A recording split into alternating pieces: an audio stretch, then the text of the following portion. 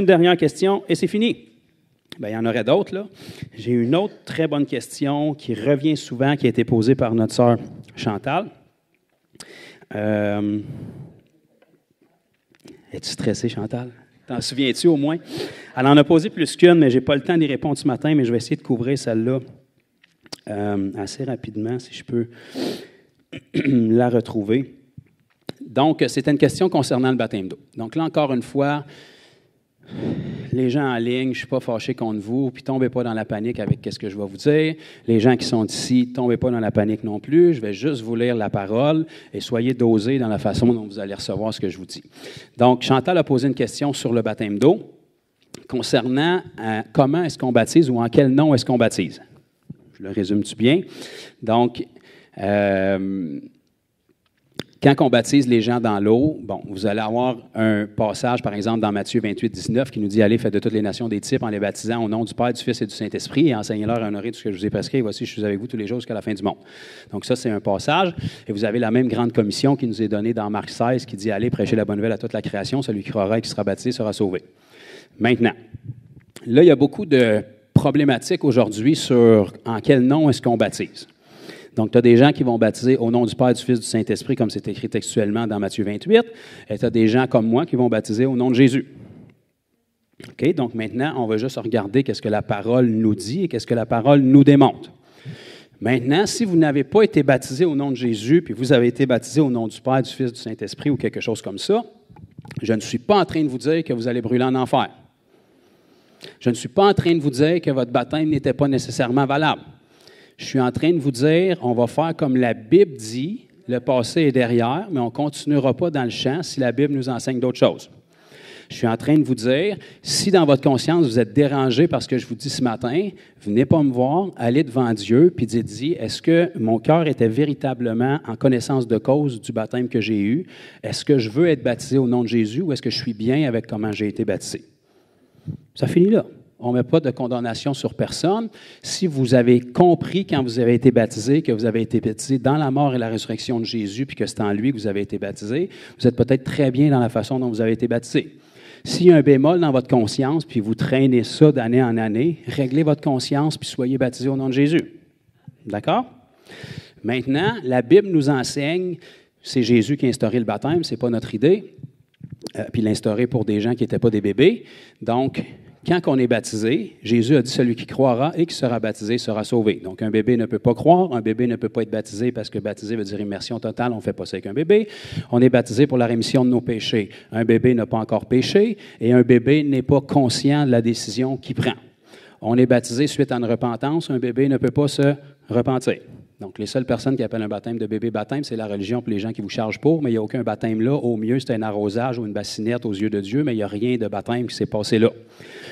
Maintenant, quand vous êtes en âge de conscience d'entendre et de croire dans le message de l'Évangile et que vous voulez dire oui à Jésus, la première chose que vous voulez faire, c'est venir ensevelir votre vie de péché, parce qu'on ne veut plus rien avoir à faire avec ça. C'est pour ça que le baptême chrétien existe. Le questionnement, c'est pourquoi dans Matthieu 28, Jésus a dit « Baptisez-les au nom du Père, du Fils et du Saint-Esprit » et qu'aujourd'hui, il y a des gens qui baptisent au nom de Jésus. En tout cas, ce n'est peut-être pas votre questionnement, mais il semblerait que c'est un questionnement qui est dans la tête de plusieurs personnes. Donc, il faut que vous compreniez que Jésus, quand il a dit ça, il a donné les ordres à ses apôtres. Donc, c'était après sa résurrection. Et là, avant d'être enlevé au ciel devant leurs yeux, il leur a donné leur mission, leur mandat. Donc, allez, faites de toutes les nations des disciples. Dans Marc 16, il leur explique comment est-ce qu'ils vont pouvoir faire ça, avec la délivrance, avec des signes miraculeux, avec des guérisons. Et puis là, il leur dit, allez, faites de toutes les nations des disciples en les baptisant. Donc, la première chose pour faire un disciple, c'est le baptiser, selon Jésus, mettons, au nom du Père, du Fils et du Saint-Esprit. Donc, les gens qui ont entendu ça, les 11 qui étaient là, sont partis, se sont en allés à Jérusalem dans la chambre haute. Ils ont attendu là pendant 10 jours. Ils ont reçu le Saint-Esprit. Ils sont ressortis de là en parlant dans des langues spéciales. Il y a une foule qui est venue. Pierre a prêché. Il y a eu 3000 conversions, 3000 baptêmes. Et puis là, les baptêmes ont commencé à partir de là. On suit jusque-là. Vous irez relire, c'est comme ça dans la Bible. Donc, les gens à qui Jésus avait dit « Baptisez-les au nom du Père, du Fils et du Saint-Esprit » sont partis de leur rencontre avec Jésus. Et tout le monde qui sont allés baptiser dans le livre des Actes, ils ont baptisé au nom du Seigneur Jésus-Christ. On va aller de l'autre bord. Fait que les gens à qui Jésus a dit « Baptisez-les au nom du Père, du Fils, du Saint-Esprit » sont partis, et tout le monde qui ont baptisé, seulement dans le livre des Actes qu'on voit des baptêmes, ils les ont baptisés au nom du Seigneur Jésus-Christ. On va retourner de l'autre bord. Fait que les gens à qui Jésus a donné le mandat de porter le message dans l'étendue des temps jusqu'à son retour et de le transmettre à l'autre génération qui allait le transmettre, pour que les gens deviennent des disciples, ont tous baptisé dans les endroits où ça nous est répertorié dans la Bible, au nom du Seigneur Jésus. Merci, Jeff. Pourtant, Jésus avait dit au nom du Père, du Fils, du Saint-Esprit. Donc, Jésus s'est trompé. Les apôtres étaient gelés cette journée-là, puis ils se sont trompés. Ou c'est nous autres qui s'est trompés, puis on n'est juste pas capable de lire ce qui est écrit. Fait que c'est pas mal les trois options qu'on a, là. Fait que je vous laisse chercher un petit peu puis miser là-dessus. Je ne pense pas que Jésus se soit trompé. Sinon, s'il s'est trompé là-dessus, on est tous dans le chenoute parce qu'il s'est peut-être trompé sur d'autres choses. Je ne pense pas que les apôtres se sont trompés, parce que s'ils se sont trompés, personne de nous autres, on est sauvés parce que le message ne s'est pas bien rendu. Donc, de toute évidence, la seule option qui reste, c'est nous autres qui n'est pas capable de lire ce qui est écrit. Donc, remarquez que quand Jésus a dit ça aux apôtres, il a dit « Allez, baptisez-les au nom singulier ». Dans l'hébreu, dans le grec, dans le latin, il n'y a pas de pluriel là, c'est nom singulier. Du Père, du Fils et du Saint-Esprit. Père, ce n'est pas un nom, Fils, ce n'est pas un nom, Saint-Esprit, ce n'est pas un nom. Si tu rencontres quelqu'un et il te dit « À quelle église tu vas, toi? » Moi, je suis vraiment courageux, je vais à l'église Fondation à Granby. Ah bon? Qu'est-ce que c'est ça, cette affaire-là? Qu'est-ce que c'est qui a eu l'idée d'être en charge de ça, cette histoire-là? Bien là, tu réponds, c'est Jésus. Mais après, tu dis, bien, c'est le fils de Bertrand, le mari de Lisa, puis le père de Maëlle, Sally et puis Zoé. OK, mais c'est qui? Bien, je viens de te le dire. Ben non, ça ne me dit rien, là. Ben, c'est le mari de Lisa, puis le fils de Bertrand, puis de Janine, puis c'est le père de Maëlle, Sally, puis Zoé. Oui, mais c'est qui? Ben, je viens de te le dire. Mais ça ne me dit pas c'est qui, ça. Tu me donnes des descriptifs d'une personne, mais c'est qui, ça? C'est quoi son nom? Ah, c'est Jonathan. Comprenez-vous? Père, ce n'est pas un nom. Fils, ce n'est pas un nom. Saint-Esprit, ce n'est pas un nom. De la même manière que moi, je suis un fils, je suis un père, je suis un frère, mais ce n'est pas mon nom. C'est des fonctions que j'opère en tant que Jonathan. D'accord? Donc là, ça soulève un paquet de questionnements puis de problématiques sur la Trinité puis tout ça qu'on n'aura pas le temps d'entrer ce matin. Mais comprenez que quand les apôtres ont entendu ça, au nom du Père, du Fils, du Saint-Esprit, ils ont compris qu'il y a un seul nom qui leur avait été donné, parce que le nom de Dieu n'est pas prononçable, puis les Juifs ne le prononçaient pas non plus.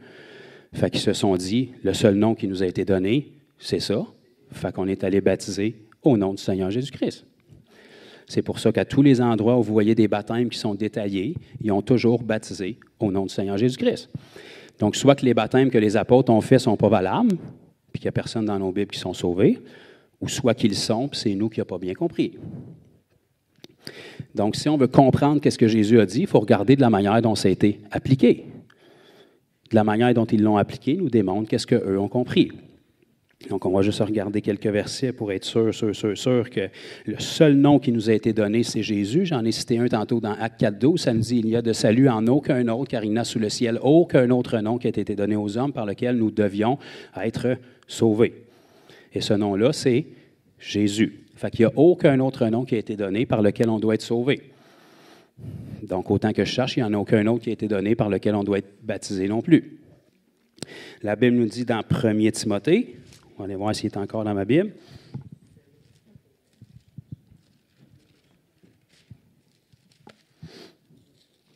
Donc, 1 Timothée, chapitre 2. Je l'ai cité tantôt aussi, mais là, on va le lire textuellement. 1 Timothée, chapitre 2. Et le verset 5.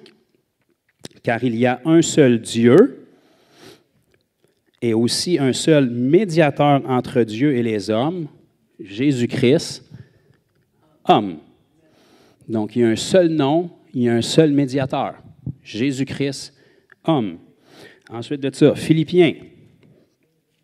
Philippiens, chapitre 2, et le verset 9 et 10. « C'est pourquoi aussi, parlant de Jésus, Dieu l'a souverainement élevé et lui a donné le nom au-dessus de tout nom. Là, on se rappelle qu'on cherche le nom dont Jésus a parlé dans Matthieu 28, 19.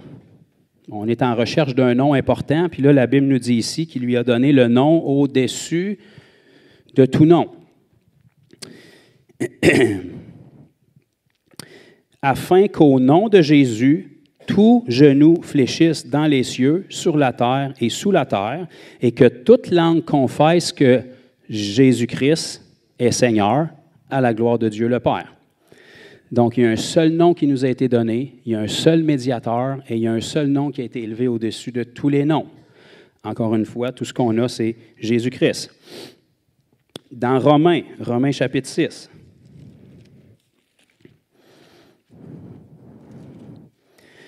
ceux qui prennent des notes, bien, c'est un bon moment parce que ça va vous aider si jamais vous faites face à ces questionnements-là. Romains chapitre 6 et le verset 1, ça nous dit ici, « Que dirons-nous donc? Demeurions-nous dans le péché afin que la grâce abonde? » De toute évidence, non. On en a parlé dans la question précédente. « Loin de là, nous qui sommes morts au péché, comment vivrions-nous encore dans le péché? » Donc, ça veut dire qu'on a la capacité de vivre dans le péché, mais on ne doit pas le faire. Comment pourrons-nous, nous qui sommes morts au péché? Comment ça qu'on est mort au péché? Je suis content que vous en parliez. Ignorez-vous que nous tous qui avons été baptisés en Jésus-Christ. Remarquez que ce n'est pas écrit en Père, Fils, en Saint-Esprit. C'est écrit en Jésus-Christ. Pourtant, il y a juste un baptême. Ça veut dire que ce que Jésus voulait dire, c'était le baptême en son nom et en sa personne. Nous avons été baptisés en Jésus-Christ. C'est en sa mort que nous avons été baptisés. Et nous avons donc été ensevelis avec lui par le baptême en sa mort, afin que, comme Christ est ressuscité des morts par la gloire de Dieu, de même, nous aussi, nous marchions en nouveauté de vie. Donc, on est baptisés en Jésus-Christ et en son nom, parce qu'on est ensevelis dans sa mort et on ressort dans sa vie. On fait le même parcours que Jésus a fait. Jésus est venu en tant que Fils de Dieu, il a donné sa vie pour nous, il a été enseveli et il est ressuscité avec la vie éternelle. Pour venir à lui, il invite n'importe qui à donner sa vie par la repentance, à être enseveli dans les eaux du baptême et ressuscité pour la vie éternelle. Donc, on refait le même parcours que Jésus a fait, mais on est enseveli dans sa mort et dans sa résurrection en son nom. Et je vous fais un petit blitz, terminé 4 versets après ça dans le livre des Actes. Vous allez voir tous les baptêmes qui ont été pratiqués et détaillés, comment est-ce qu'ils ont été faits. Donc, Actes chapitre 8 et le verset 12. Je fais travailler vos doigts, là, mais on achève. Donc, quand Philippe est allé en Samarie, le réveil éclatant en Samarie, il y a même un magicien qui s'appelait Simon qui a été ébloui par les miracles que Philippe faisait puis qui s'est converti lui aussi. Philippe a prêché l'Évangile, les foules écoutaient ce qu'il avait à dire parce qu'il y avait des puissants miracles qui se produisaient. Il y a des gens qui ont commencé à se convertir et ça nous dit ici dans Acte 8, verset 12. « Mais quand ils eurent cru à Philippe, qui leur annonçait la bonne nouvelle du royaume de Dieu et du nom de Jésus-Christ, hommes et femmes se firent baptiser. Simon lui-même, qui était le magicien, crut, et après avoir été baptisé, il ne quittait plus Philippe et il voyait avec étonnement les miracles et les grands prodiges qui s'opéraient. Donc, on voit ici que tous ceux qui ont entendu le message de Philippe se sont convertis. Restez dans le même chapitre, au verset 16, ça nous dit, parlant du Saint-Esprit, il n'était encore descendu sur aucun d'eux, ils avaient seulement été baptisés. Qu'est-ce qui est écrit? Au nom du Seigneur Jésus. OK? Donc, Philippe les a baptisés au nom du Seigneur Jésus, puis Dieu l'a laissé faire. Là, c'est Pierre et Jean, qui sont les apôtres de Jérusalem, qui sont venus en Samarie pour constater ce qui était, puis ils ont constaté ça, puis ils l'ont déclaré. Puis ils n'ont pas arrêté la chose. Ça veut dire qu'ils étaient d'accord avec ça. Ensuite, au chapitre 10, Acte 10 et le verset 48, c'est évidemment la conversion de Corneille, centurion italien, avec toute sa maisonnée. Ça nous dit, verset 48, « Alors il ordonna, faisant référence à Pierre, qu'ils fussent baptisés au nom du Seigneur, sur quoi ils le prièrent de rester quelques jours auprès d'eux. » Donc, le Seigneur, c'est qui? C'est le Seigneur Jésus. Donc, toute la maisonnée de Corneille, incluant Corneille, ils se sont tous mis à parler en langue puis à recevoir le Saint-Esprit pendant que Pierre parlait encore. Donc là, ils se sont dit, bien là, de toute évidence, ils sont rendus chrétiens, Dieu les a sauvés, fait qu'il faut les baptiser. Ils ont tous été baptisés au nom du Seigneur. Et on termine avec Actes chapitre 19, où est-ce qu'il y a les 12 disciples de Jean-Baptiste que Paul a rencontrés à Éphèse. En parlant avec eux, il a vu qu'il y a quelque chose qui clochait. Il a dit, avez-vous reçu le Saint-Esprit quand vous avez cru? Ils ont dit, on n'a même pas entendu parler qu'il y a un Saint-Esprit. Fait que Paul leur a donné l'Évangile. Et puis, en réponse à l'Évangile, ils ont tout de suite accepté le baptême. Ça nous dit ici au verset 5, « Sur ces paroles, les paroles de Paul qui leur donnait l'Évangile, ils furent baptisés au nom du Seigneur Jésus. » Donc, je ne sais pas quoi vous dire de plus. Je suis désolé si vous avez été baptisé autrement. Encore une fois, je ne suis pas là pour vous condamner, puis qu'est-ce qui a été fait a été fait. Je suis en train de vous dire, on ne restera pas dans une formule qui n'est pas nécessairement biblique quand on a la connaissance de la formule biblique. Encore une fois, j'emploie le mot formule, mais ce n'est pas une formule magique qui sauve. C'est juste que quand on comprend le baptême d'eau puis l'initiative du baptême d'eau, ce n'est pas juste un symbole puis un signe pour applaudir puis avoir un certificat. C'est vraiment quelque chose qui a une puissance spirituelle. On est baptisé dans la mort et la résurrection de Jésus.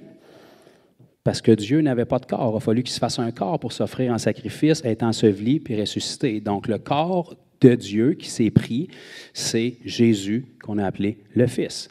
Donc, quand on est baptisé dans la mort et la résurrection de Jésus, on est baptisé dans le nom de Jésus.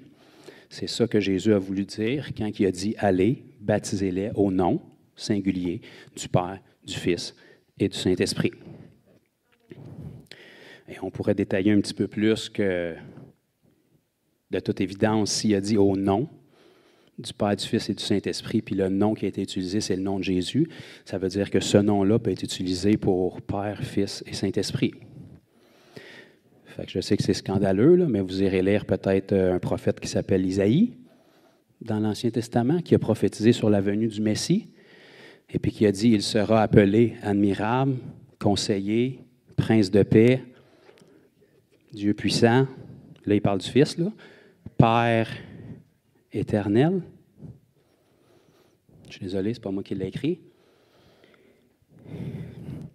Jésus a dit des choses aussi durant son parcours sur terre comme « Détruisez ce temple et en 3 jours, je le relèverai ». Pourtant, la Bible nous enseigne que si le même esprit qui habite en nous a ressuscité Christ d'entre les morts, il redonnera aussi la vie à nos corps mortels. Fait que c'est l'esprit qui a ressuscité Christ.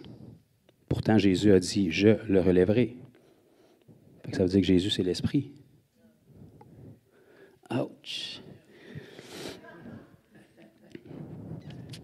Et il y aurait plein d'autres versets comme ça. C'est pour ça que la Bible nous parle de l'Esprit avec un E majuscule en parlant de l'Esprit de Christ ou de l'Esprit de Jésus. La Bible nous dit dans Galates 4, vous êtes fils, et parce que vous êtes fils, Dieu a mis dans vos cœurs l'Esprit, E majuscule, de son Fils. Je pensais que c'est le Saint-Esprit qu'on avait, moi. Ben oui, c'est ça. Mais c'est qui le Saint-Esprit? C'est l'Esprit de qui? L'Esprit de Jésus. Colossiens 1, 27 nous dit « Christ en nous est l'espérance de la gloire ». Ben, mais c'est Christ que j'ai en moi ou c'est l'Esprit, là? Parce que là, tu viens de me dire que si je suis fils, j'ai l'Esprit de son Fils. Puis là, tu me dis que Christ est en moi. Mais quand est-ce qu'il est rentré? Je ne l'ai pas senti. Là. Je ne sais pas comment il mesurait, puis c'était quoi son poids, mais je l'aurais senti rentrer. Normalement, si Christ est en moi, bien, comment il est en toi? Bien, il est en toi dans sa forme esprit. Mais sa forme esprit, c'est quoi? C'est le Saint-Esprit. La Bible nous dit dans 2 Corinthiens chapitre 3, verset 18, là où est l'Esprit du Seigneur, là est la liberté. Or, le Seigneur, S majuscule, c'est l'Esprit, E majuscule. Hein? Fait que j'arrête là, mais c'est juste pour vous dire que Jésus, c'est le seul nom qui a été donné, puis il remplit tous les postes. Amen. Donc, j'espère que ça t'aide un petit peu, Chantal. J'en ai peut-être mis plus que passé. Donc, ne soyez pas mal dans votre conscience et condamnés si vous avez été baptisé autrement, mais si ça accroche ou quelque chose, mettez ça devant Dieu, puis il n'y a rien qui vous empêche de remettre votre conscience en règle puis d'être baptisé au nom de Jésus. Si vous avez été baptisé un petit peu autrement, mais que vous saviez ce que vous faisiez et que vous êtes bien, que vous saisissiez que vous avez laissé votre vie de péché en Jésus-Christ puis que vous êtes ressorti une nouvelle créature, bien, restez bien avec votre conscience, d'accord? Mais ne reproduisez pas ce modèle-là quand vous allez baptiser d'autres personnes. Amen? Donc, on arrête ça là pour aujourd'hui. On a pu répondre à quelques petites questions. Donc, ceux que je n'ai pas pu répondre, que je vous ai renvoyé les références, ça va être mis dans le groupe WhatsApp Fondation News, les playlists. Si vous avez de la misère à chercher là, sur YouTube, vous allez pouvoir aller chercher vos réponses. Et puis, je vous encourage fortement à y aller parce que c'est des vidéos qui sont simples, qui sont rapides. Ça va vous équiper, ça va vous mettre ça frais en tête.